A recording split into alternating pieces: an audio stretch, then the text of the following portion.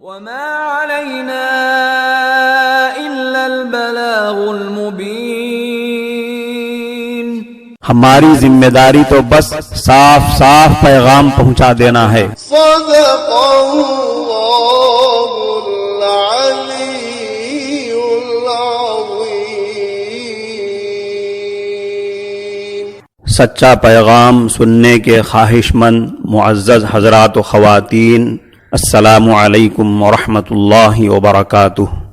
آپ کے پسندیدہ علمی، ثقافتی اور سماجی چینل کی نورانی محفل میں آپ کا استقبال ہے. اہلا و سہلا مرحبا. قابل صد احترام مستمعات و مستمعین کرام، محرم چاند کی تاریخوں سے چلنے والے کیلنڈر کا پہلا مہینہ ہے جو الحمدللہ شروع ہو چکا ہے. اس نئے سال پر ہجرت کا 1442واں سال ہو رہا ہے. اسلامی لحاظ سے یہ بڑا محترم مہینہ ہے.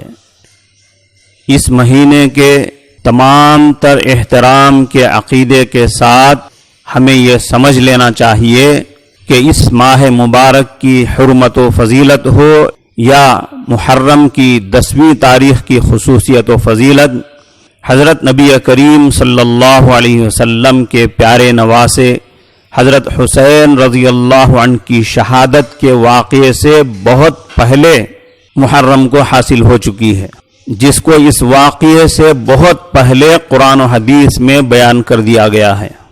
سورہ توبہ میں اللہ تبارک و تعالی فرماتے ہیں: اعوذ باللہ من الشیطان الرجیم، بسم اللہ الرحمن الرحیم.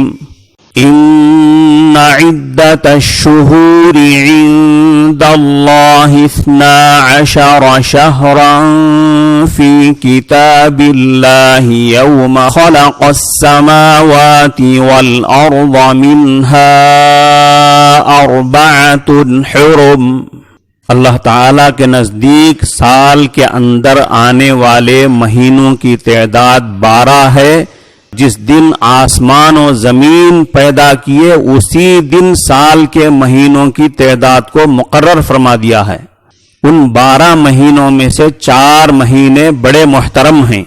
اس آیت کریمہ سے یہ بات معلوم ہوئی کہ اللہ تبارک و تعالیٰ نے آسمان و زمین کی پیدائش کے موقع پر ہی سال کے مہینوں کی تعداد کو بھی مقرر فرما دیا، اور اسی وقت سال کے 12 مہینوں میں سے 4 مہینوں کو محترم قرار دے دیا ہے، جن میں سے ایک محرم کا مہینہ ہے. محرم سے پہلے 2 مہینے 11واں مہینہ 12واں مہینہ ذی قعدہ ذی الحجہ، پھر محرم، اور اس کے بعد 4تھا مہینہ ہے رجب.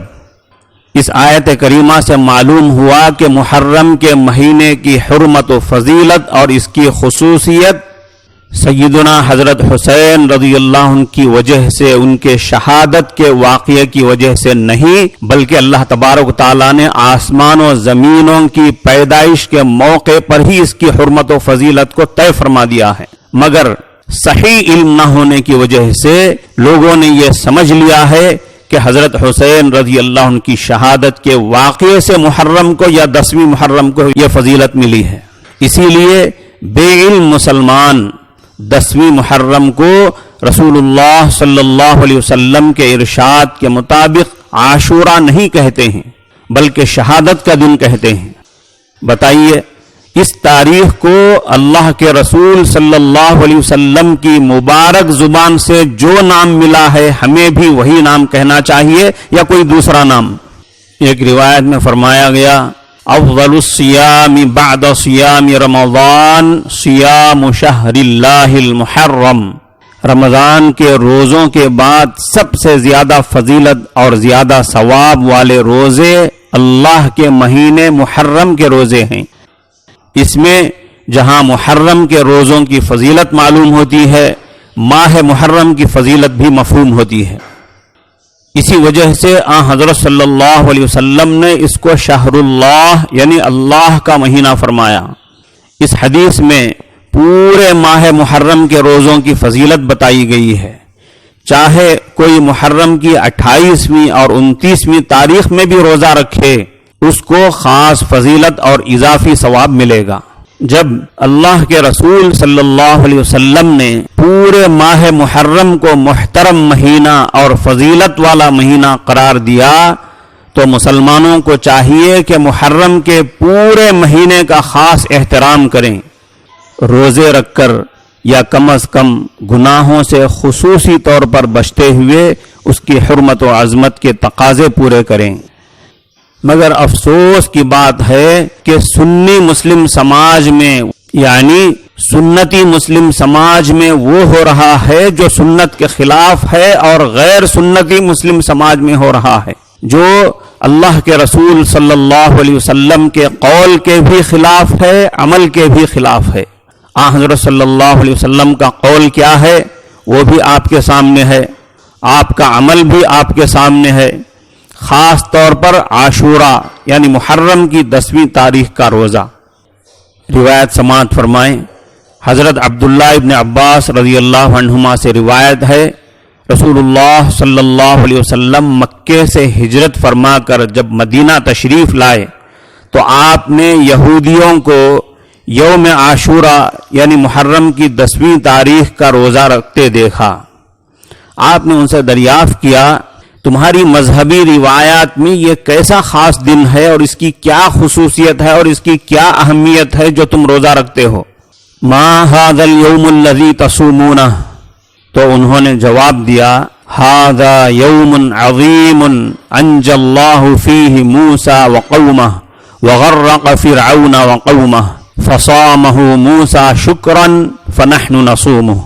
ہمارے یہاں یہ بڑی عظمت والا دن ہے، اس میں اللہ تعالیٰ نے حضرت موسیٰ علیہ السلام کو اور ان کی قوم بنی اسرائیل کو نجات دی تھی، فرعون اور اس کے لشکر کو غرقاب کیا تھا، تو موسیٰ علیہ السلام نے اللہ کے اس انعام کے شکر میں اس دن کا روزہ رکھا تھا، اس لیے ہم بھی ان کی پیروی میں اس دن روزہ رکھتے ہیں۔ اس پر رسول اللہ صلی اللہ علیہ وسلم نے فرمایا، فَنَحْنُ أَحَقُّ وَأَوْلَى بِمُوسَى مِنْكُمْ، اللہ کے پیغمبر حضرت موسیٰ علیہ السلام سے ہمارا تعلق تم سے زیادہ ہے اور ہم اس کے زیادہ حقدار ہیں۔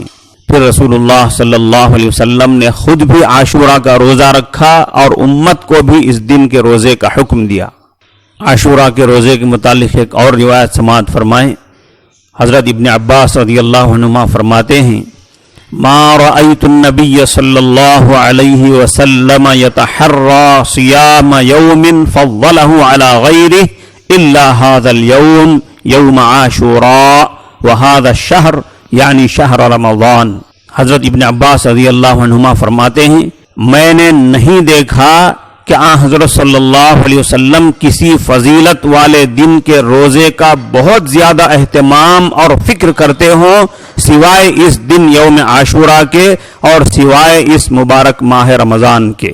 ایک دوسری روایت سماعت فرمائیں، حضرت عبداللہ ابن عباس رضی اللہ عنہما فرماتے ہیں، جب حضرت صلی اللہ علیہ وسلم نے یوم عاشورہ میں روزہ رکھنے کو اپنا اصول اور معمول بنا لیا اور مسلمانوں کو بھی اس کا حکم دیا تو بعض صحابہ نے عرض کیا، یا رسول اللہ، اس دن کو تو یہود و نصارہ بڑے دن کی حیثیت سے مناتے ہیں اور یہ گویا ان کا قومی اور مذہبی شعار ہے، اگر ہم بھی خاص اسی دن روزہ رکھیں تو کیا اس میں ان کے ساتھ مشابہت اور موافقت نہیں ہو جائے گی؟ اور اس مشابہت و موافقت کو ختم کرنے کے لیے کیا اس میں کوئی تبدیلی ہو سکتی ہے؟ اس پر حضرت صلی اللہ علیہ وسلم نے ارشاد فرمایا، انشاءاللہ جب اگلا سال آئے گا تو ہم 9ویں کا بھی روزہ رکھیں گے، یعنی یہود و نصارہ کے ساتھ ہونے والی ظاہری مشابہت و موافقت کو ختم کرنے کے لیے ہم اگلے سال عاشورہ کے روزے کے ساتھ ساتھ اس سے ایک دن پہلے کا محرم کی 9ویں تاریخ کا بھی روزہ رکھ لیں گے۔ حضرت عبداللہ ابن عباس رضی اللہ عنہما فرماتے ہیں، لیکن بات یہ ہوئی کہ اگلے سال کا ماہ محرم آنے سے پہلے ہی رسول اللہ صلی اللہ علیہ وسلم اس دنیا سے پردہ فرما گئے۔ اس روایت کی بنیاد پر حضرات علماء کرام فرماتے ہیں کہ عاشورہ کے روزے کے ساتھ ساتھ 9ویں کا یا پھر 11ویں کا روزہ ملا لینا چاہیے، یعنی 9ویں محرم اور 10ویں محرم یا 10ویں محرم اور 11ویں محرم کے 2 روزے رکھنے چاہیے۔ معزز سامعین کرام، محرم کے مہینے کو غم کا مہینہ اور نامبارک مہینہ سمجھا جاتا ہے۔ ادھر اللہ تعالیٰ تو محرم کے مہینے کو مبارک مہینہ، محترم مہینہ قرار دیں، اور اللہ کے نبی صلی اللہ علیہ وسلم اس کو شہر اللہ فرمائیں، اللہ کا مہینہ فرمائیں، اور ادھر ہم اس مہینے کو اللہ کی قرارداد کے خلاف، اللہ کے فیصلے کے خلاف نامبارک مہینہ سمجھیں، غم کا مہینہ سمجھیں۔ یہ کیا انصاف کی بات ہے؟ کیا یہ اللہ کے ساتھ اور اللہ کے رسول صلی اللہ علیہ وسلم کے ساتھ محبت اور وفاداری کی بات ہے؟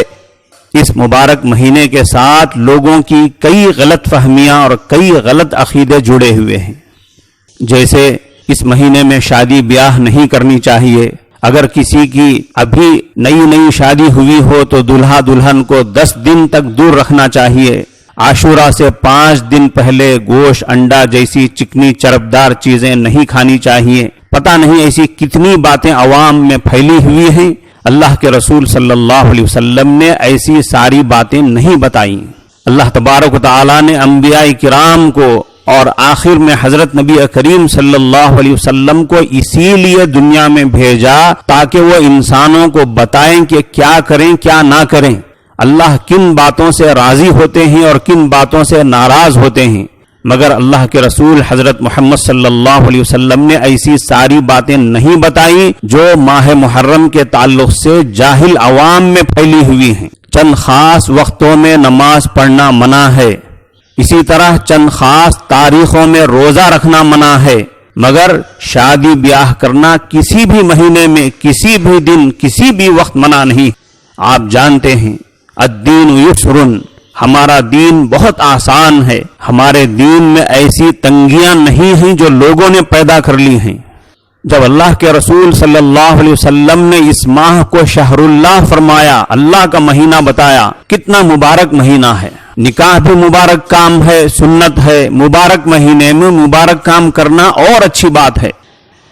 سامعین کرام، پہلے مدرسے بہت کم تھے، علماء کرام بہت کم تھے، اب الحمدللہ بہت سارے مدرسے بن گئے ہیں، بہت سارے علماء کرام موجود ہیں، ایک سے نہیں، دو سے نہیں، 10 علماء کرام سے رجوع کریں اور محرم کے تعلق سے پائی جانے والی باتوں کے متعلق معلوم کریں اور پوچھیں کہ محرم کے مہینے میں اصل کرنے کے کام کیا ہیں، اللہ کے رسول صلی اللہ علیہ وسلم نے کیا فرمایا اور کیا کیا، اور ہمارے جاہل سماج میں جو چل رہا ہے اس کا کیا درجہ ہے۔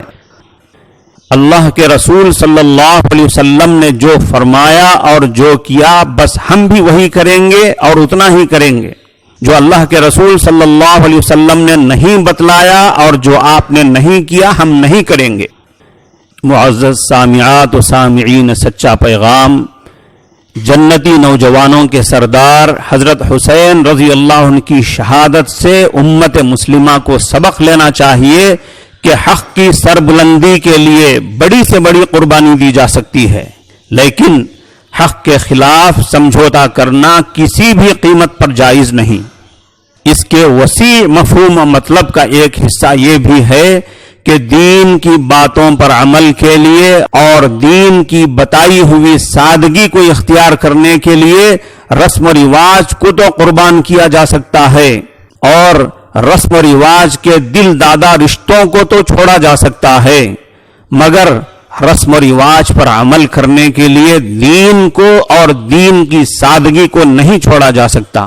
اسی طرح اس کے وسیع مفہوم و مطلب کا ایک حصہ یہ ہے کہ اللہ کے رسول کی باتوں پر اور ان کی سنتوں پر عمل کے لیے جاہل اور بے علم دوستوں کی دوستی کو تو قربان کیا جا سکتا ہے، اپنے نادان فیملی ممبرز کی محبت کو تو قربان کیا جا سکتا ہے، مگر لوگوں کی دوستی اور محبت کی خاطر رسول اللہ صلی اللہ علیہ وسلم کی سنت اور اللہ کی جنت کو قربان کرنا جائز نہیں۔ اسی طرح حضرت حسین رضی اللہ عنہ کی شہادت کا ایک سبق یہ بھی ہے کہ فجر پڑھنے کے لیے صبح کی میٹھی نیند کی قربانی تو دی جا سکتی ہے، لیکن نماز چھوڑ کر سو جانا جائز نہیں۔ حضرت حسین رضی اللہ عنہ کی شہادت کا ایک سبق یہ بھی ہے کہ عاشورہ کے روزوں کے لیے کھانے پینے کی محبت کو تو قربان کیا جا سکتا ہے، مگر کھانے پینے کی محبت میں عاشورہ کے روزے قربان نہیں کیے جا سکتے۔ اللہ تعالی ہم سب کو پورے ماہ محرم کا صحیح معنوں میں احترام کرنے کی توفیق عطا فرمائے، خصوصاً عاشورہ کا احترام کرنے اور اس کے روزے رکھنے کی توفیق عطا فرمائے۔ صلی اللہ تعالی وسلم علی خیر خلقہ محمد وآلہ واصحابہ اجمعین۔ محترم حضرات، آنے والا ہفتہ اتوار اور پیر، ان 3 دنوں میں یعنی محرم کی 9ویں، 10ویں اور 11ویں تاریخوں میں سحری کا آخری وقت 4:44 ہے۔ 4:45 بجے کے اندر اندر اپنی سحری ختم فرما لیں۔ سحری کا یہ آخری وقت آندھرا پردیش کے شہر کڑپا اور اس کے آس پاس 30 کلومیٹر کے اندر اندر واقع قریبی علاقوں کے لیے ہے۔ دوسرے علاقوں کے لوگ اپنے ائمہ کرام اور علماء اعظام سے معلوم کر لیں۔ السلام علیکم ورحمۃ اللہ وبرکاتہ۔